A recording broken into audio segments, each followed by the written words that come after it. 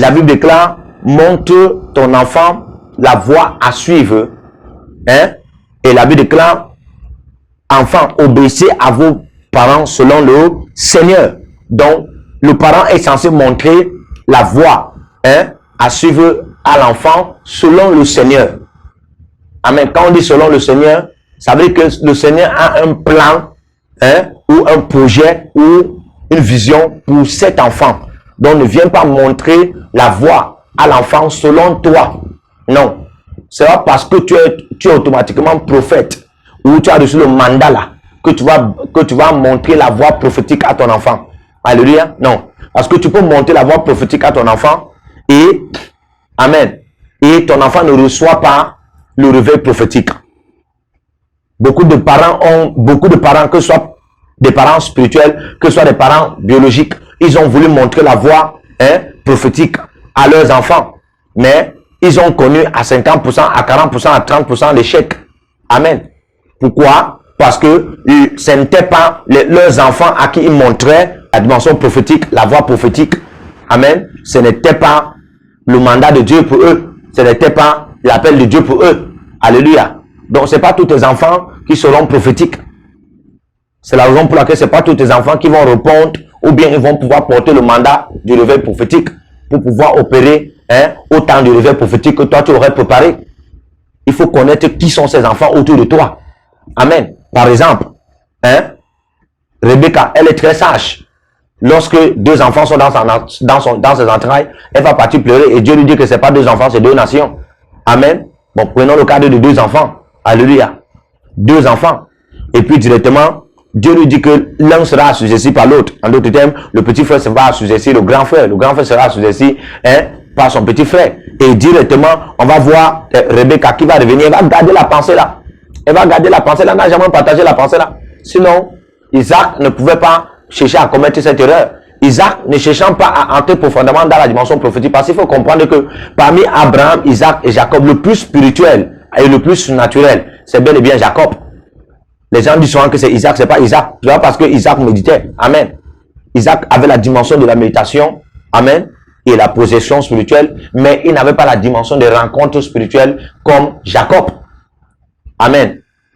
La personne qui a même pris l'héritage de la dimension rencontre prophétique et spirituelle, c'est même Jacob, c'est pas Isaac.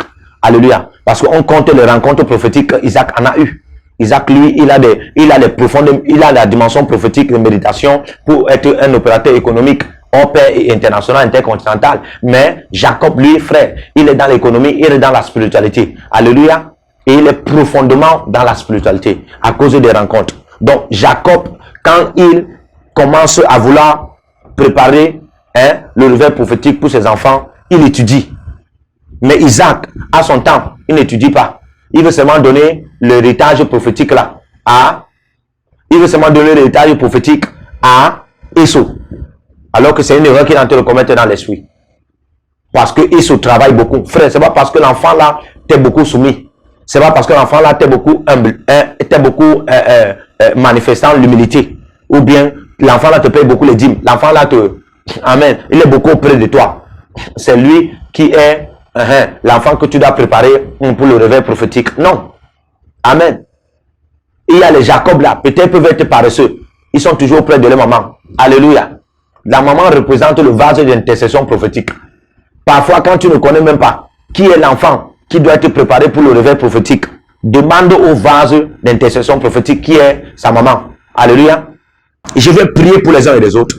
Et le Seigneur va vous faire grâce.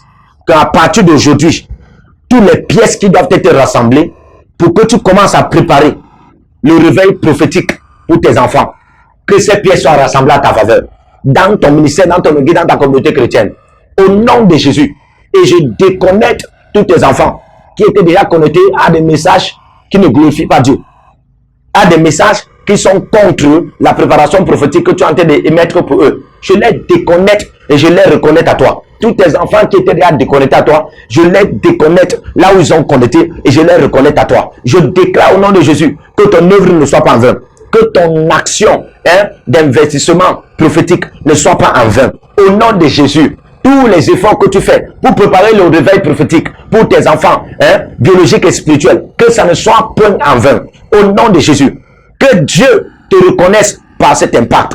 Dieu dit que quand tu prépares le réveil prophétique pour tes enfants biologiques et spirituels, en réalité, c'est la preuve que tu as gagné les âmes. En réalité, c'est la preuve que tu as discipliné les nations, c'est-à-dire que tu as, amen, les nations en tant que disciples de Dieu. C'est la preuve, amen, que tu as établi le réveil sur la terre dans la dimension de l'impact monumental. Alors je prie pour toi, que le Seigneur commence à déverser les capacités là en toi, que le Seigneur commence à déverser les habilités là en toi. Question de bâtir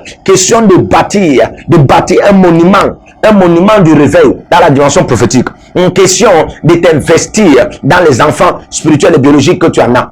Aucun ne sera voyou, aucun ne sera détourné, aucun ne sera renvoyé et envoyé en enfer. Au nom de Jésus, que le Seigneur te bénisse et développe ce message.